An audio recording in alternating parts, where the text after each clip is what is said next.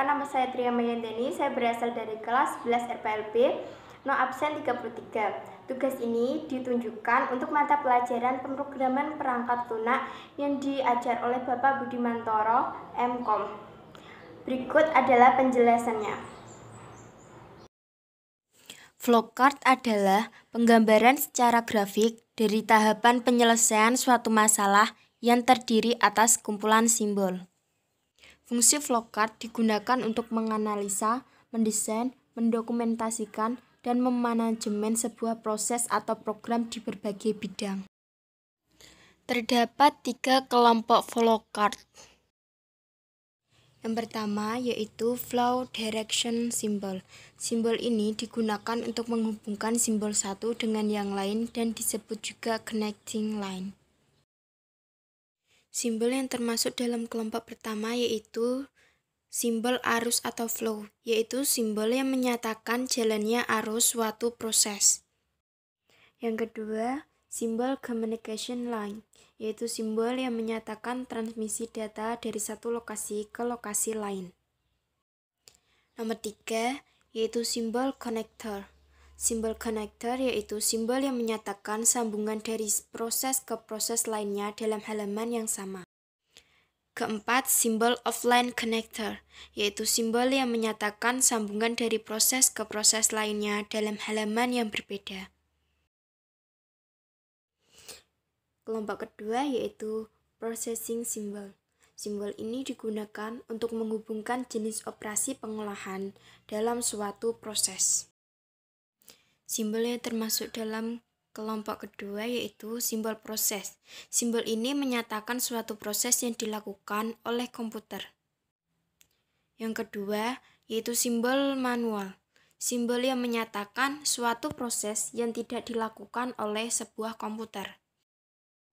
Yang ketiga yaitu simbol decision. Simbol decision yaitu simbol yang menunjukkan suatu kondisi tertentu yang akan menghasilkan dua kemungkinan jawaban, yaitu ya atau tidak. Yang keempat yaitu simbol predefined process. Simbol ini menyatakan penyediaan tempat penyimpanan suatu pengolahan untuk memberi harga awal. Yang kelima yaitu simbol terminal. Simbol yang menyatakan awal atau akhirnya suatu program. Yang keenam, simbol keying operation. Simbol yang menyatakan semua jenis operasi yang diproses dengan menggunakan suatu mesin yang mempunyai keyboard. Ketujuh, simbol offline storage. Simbol ini menunjukkan bahwa data dalam simbol ini akan disimpan ke suatu media tertentu. Kedelapan, yaitu simbol manual input.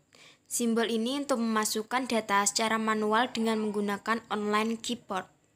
Kelompok ketiga yaitu simbol input atau output. Simbol ini untuk menunjukkan jenis peralatan yang digunakan sebagai media input atau output. Yang pertama yaitu simbol input atau output. Simbol ini menyatakan proses input atau output tanpa tergantung jenis peralatannya. Yang kedua yaitu simbol punch card. Simbol yang menyatakan input berasal dari kartu atau output ditulis ke kartu. Yang ketiga yaitu simbol magnetic tape. Simbol ini menyatakan input berasal dari pita magnetis atau output disimpan ke pita magnetis. Yang keempat yaitu simbol disk storage. Simbol ini menyatakan input berasal dari disk atau output disimpan ke disk.